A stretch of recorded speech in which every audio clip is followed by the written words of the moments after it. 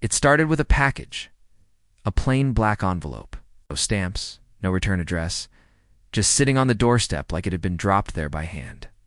It wasn't even sealed properly, just wrapped in a brittle string, knotted tight, like something out of another century.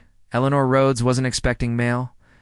She lived alone in a small apartment above a closed-down bookstore, worked nights at a hospital, and had few visitors. She almost didn't pick it up. Something about it felt wrong. Cold, heavy, even though it clearly wasn't. She took it inside anyway. Inside the envelope was a book. No title, no author, just a cracked leather cover marked with a strange burned-in symbol, a circle, split vertically, with an eye in the center. The pages were old and smelled like smoke and copper. They were handwritten in dark red ink, the kind that looked too thick to be ink at all. On the first page, a sentence stood alone. To read is to see. To see is to open. To open is to fall. That should have been a warning. But Eleanor read on. She didn't stop. Not for food, not for water, not for the messages piling up on her phone. For 5 hours, she read. She wasn't sure why. She wasn't even sure what she was reading. The words shifted, twisted, changed order when she looked. Away some lines appeared to bleed off the page. But she couldn't stop. When the sun rose, Eleanor wasn't the same. Her neighbors heard her laughing, then screaming, then both tangled together in a sound that didn't seem human anymore. When they broke down the door, they found her crouched in the corner, wide-eyed, and whispering the same phrase over and over again. I saw it. I saw it. I saw it. The book was gone, and that was only the first day. 2 days later, the book showed up again. This time in a college dorm room slipped under the door of a student named Trevor Raines. No one saw who delivered it. No cameras caught anything. But there it was, waiting for him. The same cracked cover, the same symbol. Trevor vanished 3 days later. Then it appeared again, in a library no one used. Then again, in a therapist's office, a hotel room, subway bench. Always showing up where someone would find it. Always pulling them in. Always disappearing afterward. 7 people, encounters. It's all within 1 week, and none of them were ever the same again. The strange thing, they weren't connected.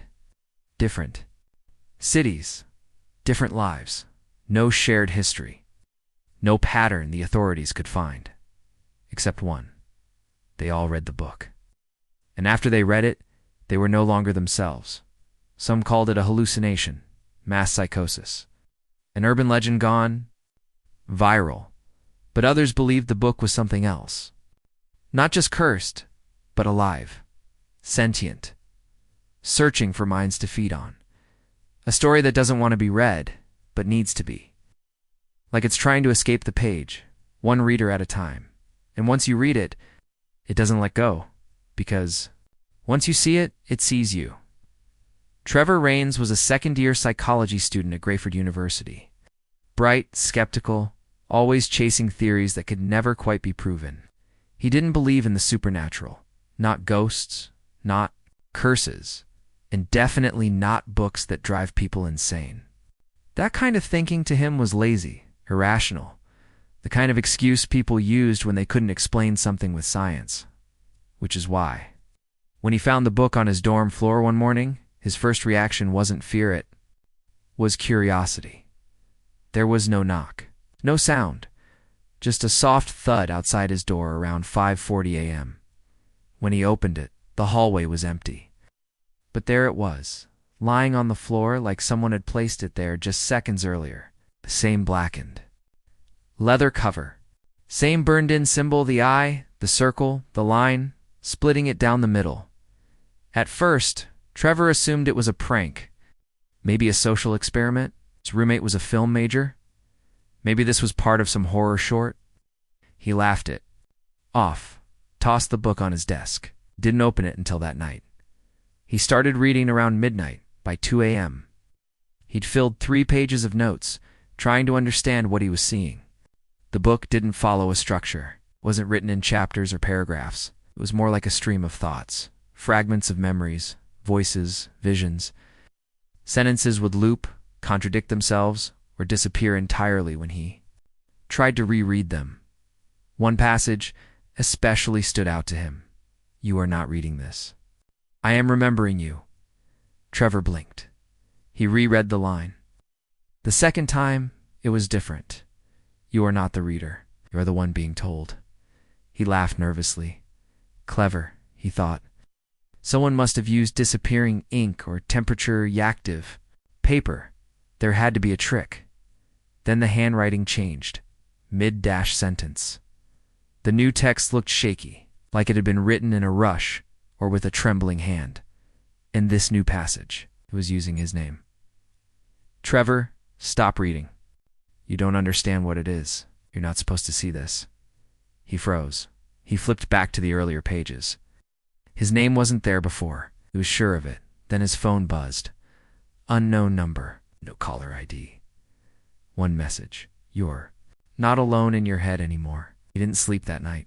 The next day, he didn't attend class. He locked himself in his room, covered his mirrors, turned off his phone, and tried to convince himself it was all an elaborate joke.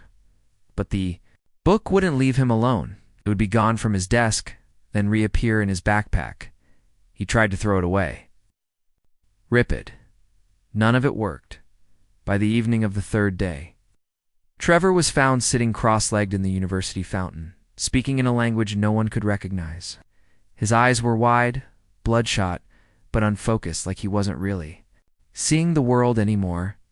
When campus security tried to approach him, he whispered, "It's writing new pages. I think it's writing me." Trevor was taken to a psychiatric facility that night. The book, once again, vanished without a trace, and by the time anyone thought to check the dorm security footage, the timestamp showed something impossible. The book appeared exactly 24 hours after Eleanor Rhodes was committed. To the minute, one down, one broken, and 5 more still to come.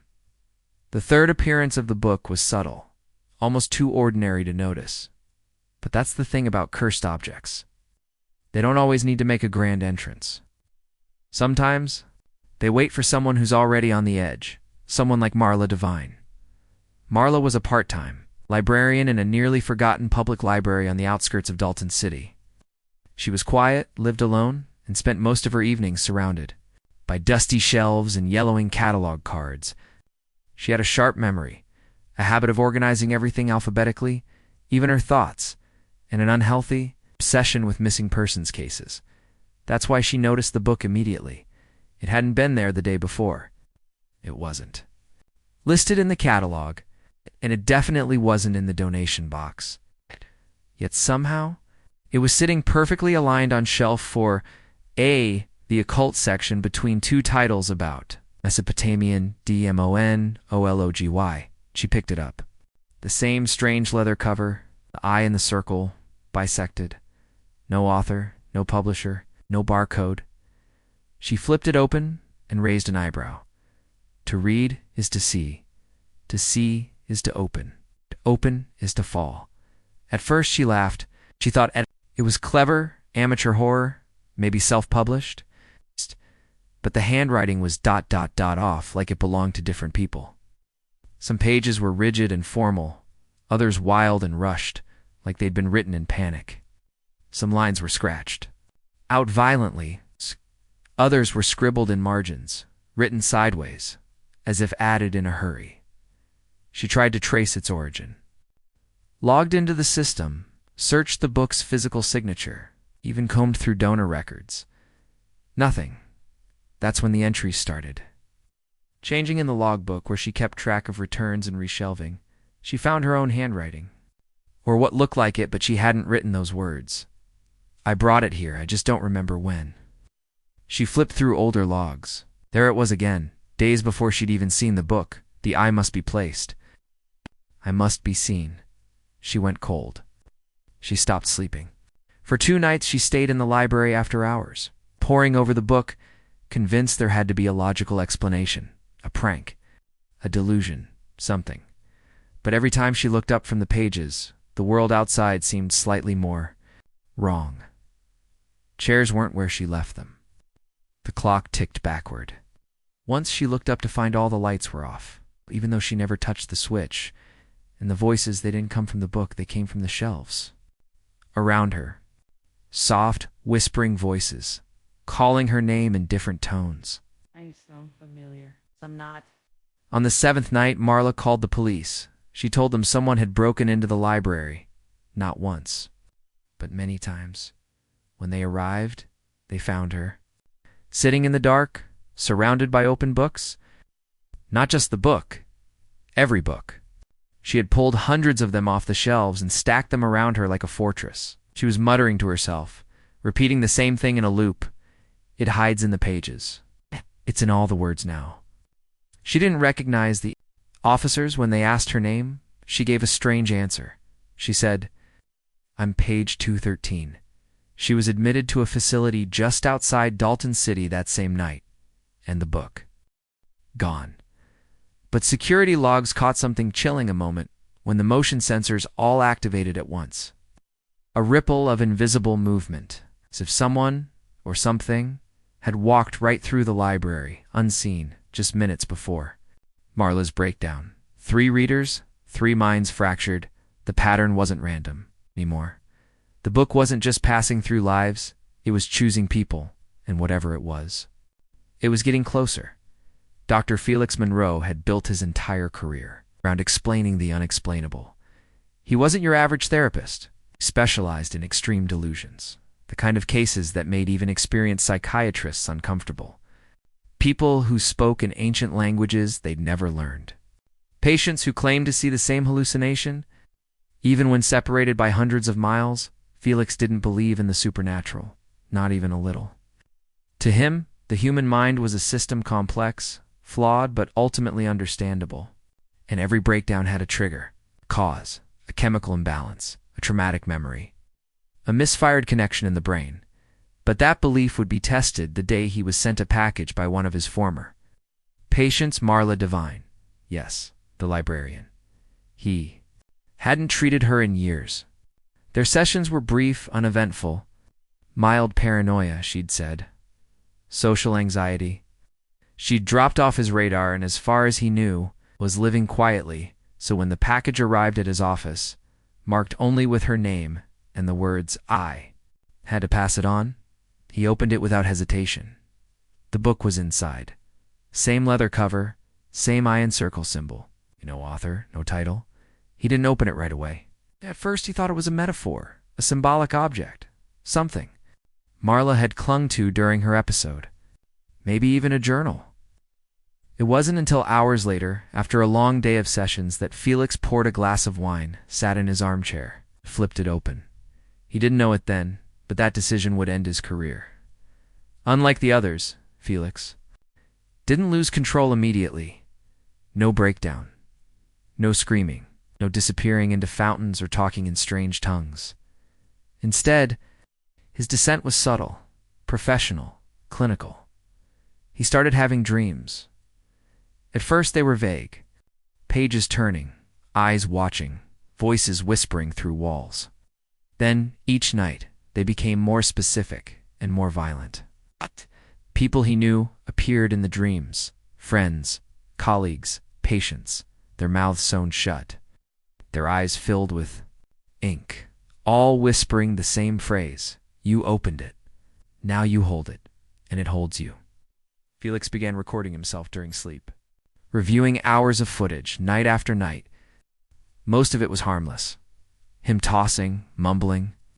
But on the 6th night, at 3:03 a.m., the camera showed him sitting upright in bed, staring at the wall.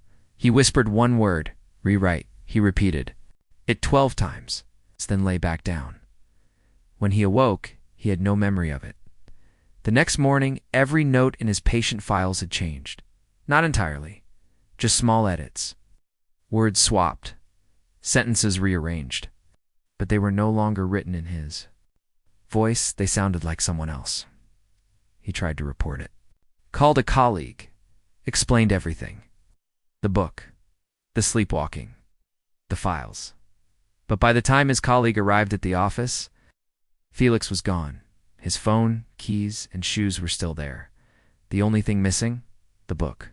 Authorities. Tracked surveillance footage. One final image. Felix walking down the hallway barefoot, carrying the book pressed to his chest, smiling faintly. The time stamp, exactly 72 hours after Marlowe's breakdown. The pattern was accelerating for people. For minds undone, each one unraveling faster than the last. The question wasn't where the book would appear next, it was who it would choose, and whether anyone could resist it. Before it reached the final page, until now, every person who encountered the book had opened it, read from it, and lost themselves to it. But not Daniel. Watts. Daniel was a night shift security guard at an abandoned freight depot near the outskirts of New Bridge, a place people forgot even existed. He liked it that way. No noise, no questions, just silence. In concrete.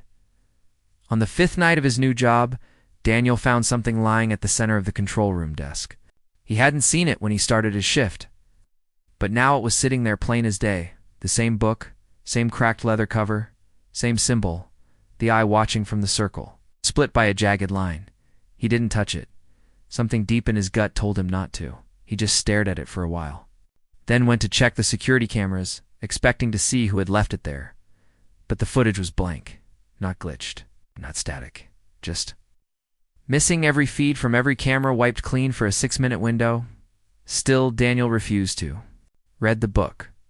The next night, it was still there. Same position, untouched. But now, it was open. Only one line was visible on the page. You think this is strength? It is simply delay. He closed it, in a supply cabinet. Walked out to the gate, lit a cigarette, and told himself he wasn't afraid. But fear wasn't the problem. It was pressure. By the 3rd night, it started following him. Not the book itself, but signs of it. At home, his TV would turn on by itself. Always on the same channel, static with one spoken word repeating under the noise, open. His voicemail filled with silent messages, dozens of them, then hundreds. All blank. Until one came through with a whisper, page 93. That's when the bleeding starts. He didn't sleep, he didn't eat, he didn't open the book, but something was wearing him down. The pressure built like a ticking clock in his chest.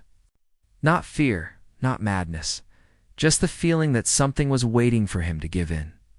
He contacted a friend, a tech guy, told him about the book, told him it was probably cursed, asked him to destroy it. The friend agreed. They met at Daniel's apartment. The book was still locked in the cabinet. Still untouched. The tech guy burned it. They watched it turn to ash in a metal barrel behind the building. That night, Daniel finally slept. It was the last time he ever would, because the next morning, the ashes were gone and the book was back in. The control room, pristine, untouched, open to a new line. Resistance is proof of awareness. You are already reading. Daniel didn't go to work that night. He was found walking barefoot along the highway. Eyes closed, arms outstretched, like he was reading invisible pages in the air. When police approached, he opened his eyes for the first time in hours and said one sentence, "I thought not reading it would save me." Then he smiled, but the book reads back. The 7th person wasn't chosen. They found the book by accident, or at least, that's what they believed. Her name was Ava Lynn, a small independent journalist. She ran a podcast about obscure folklore, cults, and missing persons, the kind of stories that the mainstream media refused to touch. She wasn't famous, her following was small, but her work was detailed, obsessive, honest. When she heard rumors about a book that breaks minds, she thought it was just another internet myth.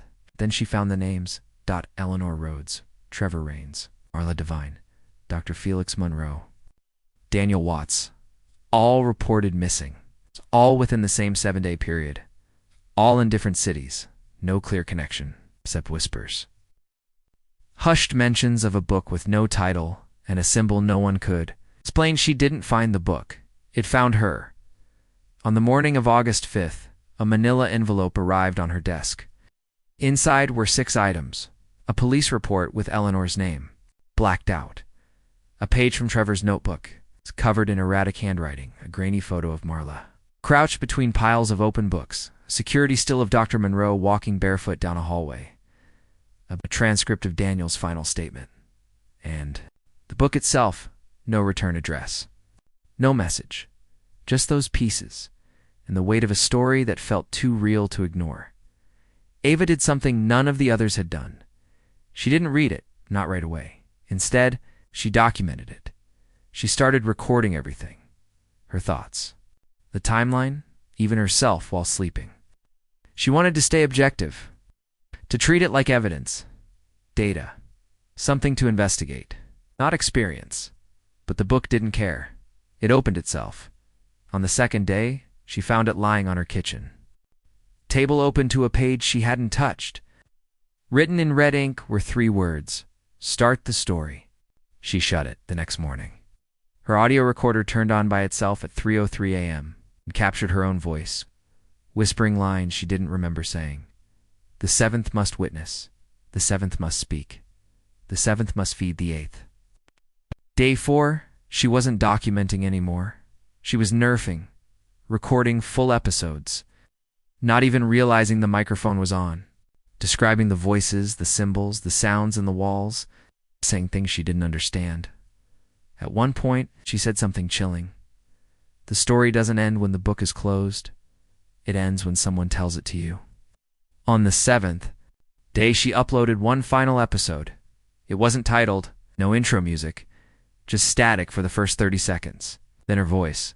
This is not a warning, this is a relay. Now, you've heard it. That's how it spreads. And if you're listening, then it's already too late. The podcast episode was taken down within the hour, but not before 7 people downloaded it. 7 new listeners, 7 new readers, and the book.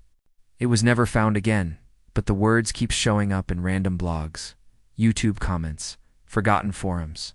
Always the same phrase. To read is to see is to open is to fall. So, maybe the book was never just ink and paper. Maybe it was something else. A virus made of language. A story that needs to be told. And now that you've heard it, you're part of it too.